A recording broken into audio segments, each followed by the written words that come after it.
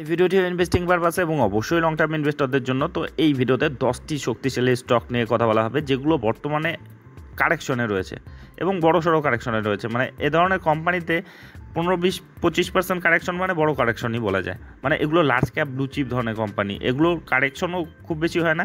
আর এগুলোতে আপনি হয়তো বড় রিটার্ন পাবেন না, যে 5 বছরের টাকা 10 গুণ করে দিল বা 1 বছরে দ্বিগুণ করে দিল। তো তা সত্ত্বেও এই যে স্টকগুলো লার্জ ক্যাপ ব্লু চিপ ধরনের স্টক কিন্তু একটা পোর্টফোলিওর ক্ষেত্রে ভীষণ ইম্পর্টেন্ট, সবচেয়ে বেশি ওয়েটেজ নিয়ে রাখা উচিত, যেটা বিশেষজ্ঞরা বলে। আর বিশেষ করে বিগিনারদের জন্য এ ধরনের স্টকই কিন্তু সেফ। যে প্রথমে যারা এন্ট্রি মারে আর কি, মার্কেটে এন্ট্রি মারার সময় আর কি, প্রথমেই যে স্মল ক্যাপ মাইক্রো ক্যাপ নিয়ে করলে কিন্তু সেটা ভীষণ রিস্কি হয়ে যায়, কারণ রিস্ক ম্যানেজমেন্ট, মানি ম্যানেজমেন্ট সব কিছু ব্যাপার থাকে। তো এ ধরনের যে কোম্পানিগুলো সেগুলো কিন্তু তুলনামূলক কম রিস্কি, আর আপনাকে ডিসেন্ট একটা রিটার্নও দেবে। এগুলো হয়তো 5 বছরে আপনাকে 10 গুণ করে দেবে না টাকা, কিংবা 1 বছরে দ্বিগুণ করে দেবে না, কিন্তু অন্তত 5 বছরে টাকা দ্বিগুণ করে দেওয়ার কিন্তু এদের ক্ষমতা রয়েছে, এবং তা করেও। যদি আপনি এভারেজ পারফরমেন্স দেখেন সেরকমই কিন্তু রয়েছে। যদি আপনার এন্ট্রি টাইমটা ভালো হয় কিংবা ভালো মার্কেটের ভালো সময় থাকে, তবে কিন্তু এর চেয়ে বেশিও রিটার্ন পাওয়া যায়। তো সবচেয়ে বড় কথা, এগুলো কিন্তু এখন কারেকশন, মানে যে কোনো নতুন এন্ট্রি ক্ষেত্রে যখন কোনো ভালো স্টক কারেকশন বা কারেকশনের পর কনসলিডেশন ফেজের মধ্যে দিয়ে থাকে, সেগুলো কিন্তু সুযোগ হয়। তো সেই জন্য এই কোম্পানিগুলোকে পরিচয় করিয়ে দেওয়া হচ্ছে। এগুলো কিন্তু মার্কেট লিডার টাইপের কোম্পানি, ভীষণ শক্তিশালী কোম্পানি। তো চলে আসি সেই কোম্পানিগুলোর পরিচয়। তো প্রথম যে কোম্পানিটি রয়েছে সেটা হচ্ছে টাইটান কোম্পানি লিমিটেড। তো এটা অল টাইম মানে হিট একটা কোম্পানি। তো এটা এখনও যদি দেখেন, তার যে রিসেন্ট হাই থেকে প্রায় 15%-এর কাছাকাছি কিন্তু কারেকশনে রয়েছে। বর্তমানে 3363 টাকায় চলছে।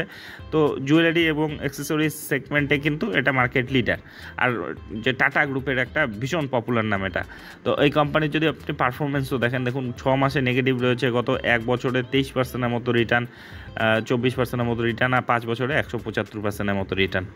তো বুঝতেই পারছেন এই কোম্পানির তুলনামূলক কিন্তু এর যে গতিটা আর কি, যে লার্জ ক্যাপ ব্লু চিপ কোম্পানির মধ্যেও কিন্তু বেশি রয়েছে।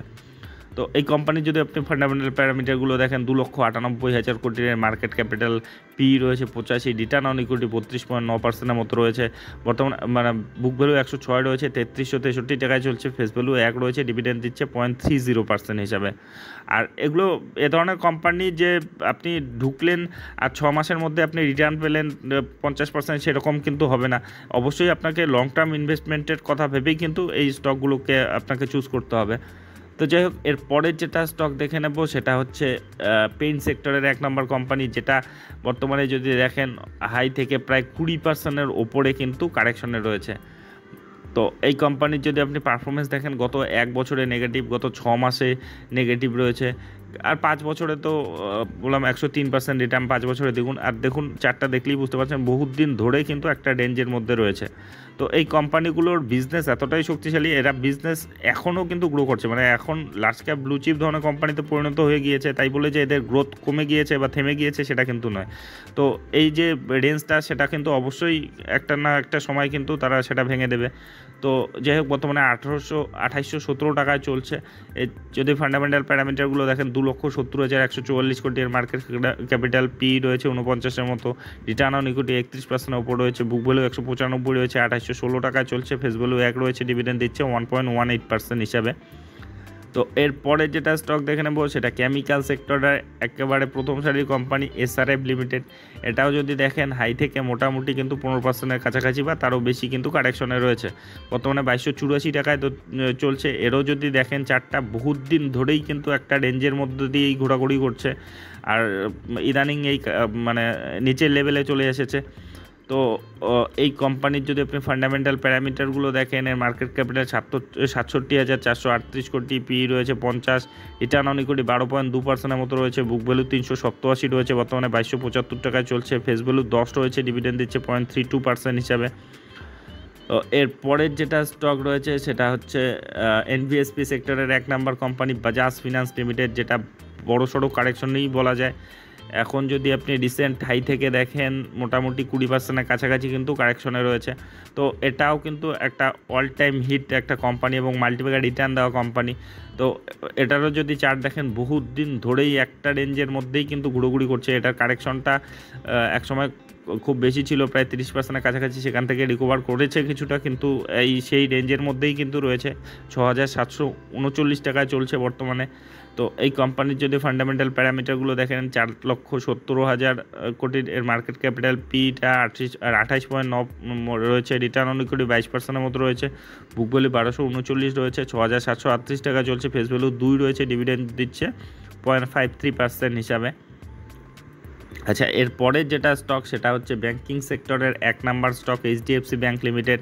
তো এটা কিন্তু বহুত দিন ধরেই কিন্তু একটা মানে কনসলিডেশন ফেজের মধ্য দিয়েই রয়েছে। আপনি যদি দেখেন গত 5 বছরেও এর কিন্তু রিটার্ন সেরকম নেই, যেখানে বলা হলো যে 5 বছরে অন্তত 100% রিটার্ন দেয়, কিন্তু এটা বহুত দিন ধরে আন্ডার পারফর্ম রয়েছে। আর বিশেষ করে ডিমার্জারের পর কিন্তু এদের এই কারেকশনটা বা কনসলিডেশন ফেজটা সেটা কিন্তু একটু লম্বা হতে পারে। তাদের যে ম্যানেজমেন্ট সেটা কিন্তু বলেছিলেন, এবং তারপরেই কিন্তু একটা কারেকশনও এসেছিল যে ডিমার্জারের পর তাদের যে ডেটাগুলো কিন্তু একটু সমস্যা হতে পারে, বা সেই ব্যাপারে তাদের যে গ্রোথটা আর কি সেটা কিন্তু একটু হ্যাম্পার হতে পারে, তাদের যে ডেটাগতভাবে যে গ্রোথটা।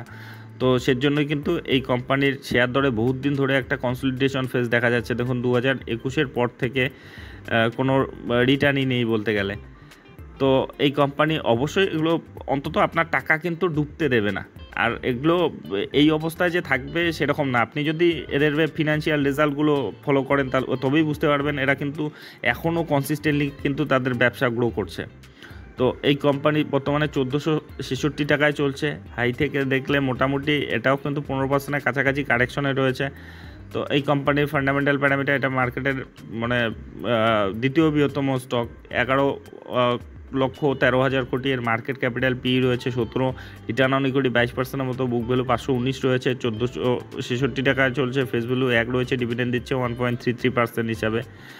এরপরের যেটা স্টক দেখে নেব এটা হচ্ছে আপনার ফার্মা সেক্টরের একেবারে প্রথম সারির company, leader company Divi's laboratory limited. এটাও কিন্তু বহুত একটা কারেকশনে রয়েছে। আপনি যদি দেখেন মোটামুটি 35%-এর উপরে কারেকশনে রয়েছে, 26%-এর কাছাকাছি কারেকশনে রয়েছে, বা ঠিকঠাক দেখলে হয়তো 30%-এর কাছাকাছি, 3900 টাকার আশেপাশে চলছে। তো কোভিডের সময় যে সবচেয়ে বেশি গ্রোথটা পেয়েছিল, তারপরেই কিন্তু এই কারেকশনের পর একটা কনসলিডেশন ফেজের মধ্য দিয়ে যাচ্ছে। অনেকটাই কিন্তু কারেকশনে ছিল এক সময়, সেখান থেকে কিছুটা হলেও কিন্তু রিকভার করেছে। তো এই কোম্পানির যদি ফান্ডামেন্টাল প্যারামিটারগুলো দেখেন, 1 লক্ষ কোটি এর মার্কেট ক্যাপিটাল রয়েছে, পি রয়েছে 75, রিটার্ন অন ইকুইটি 15%-এর কাছাকাছি, বুক ভ্যালু 478 রয়েছে, বর্তমানে 3929 টাকা চলছে, ফেস ভ্যালু 2 রয়েছে, ডিভিডেন্ড দিচ্ছে 0.76% হিসাবে।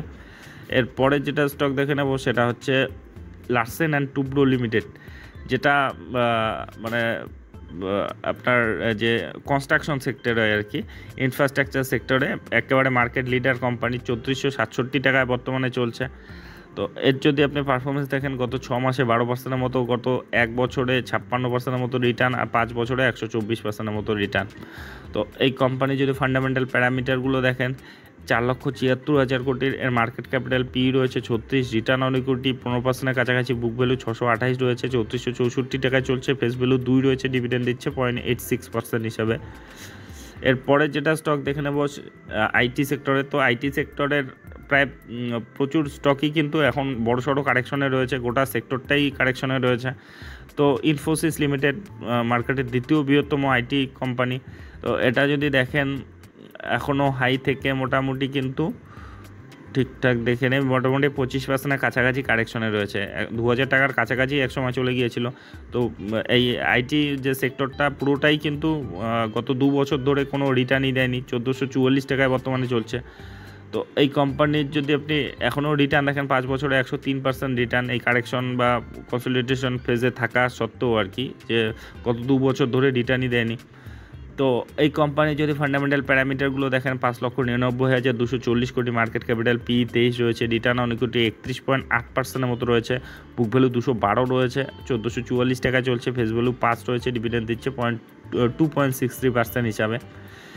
এরপরে আইটি সেক্টরের যে নেক্সট কোম্পানি রয়েছে ইনফোসিসের পরেই এর স্থান, মানে মার্কেট ক্যাপিটালের দিক দিয়ে।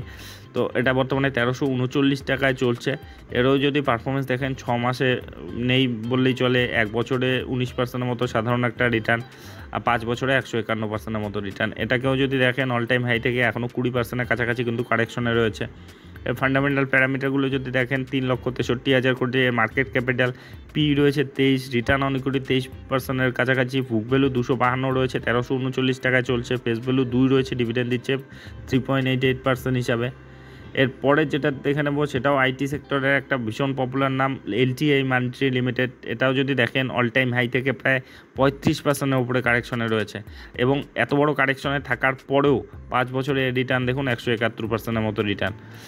তো 6 মাসের যদি দেখেন নেগেটিভ রয়েছে, 1 বছরেও নেগেটিভ রয়েছে, কিন্তু 5 বছরে এতটা কারেকশনে থাকার পরেও এবং গত 2-3 বছর ধরে কোনো রিটার্ন না দেওয়া সত্ত্বেও কিন্তু 171%-এর মতো রিটার্ন, 4747 টাকায় চলছে বর্তমানে।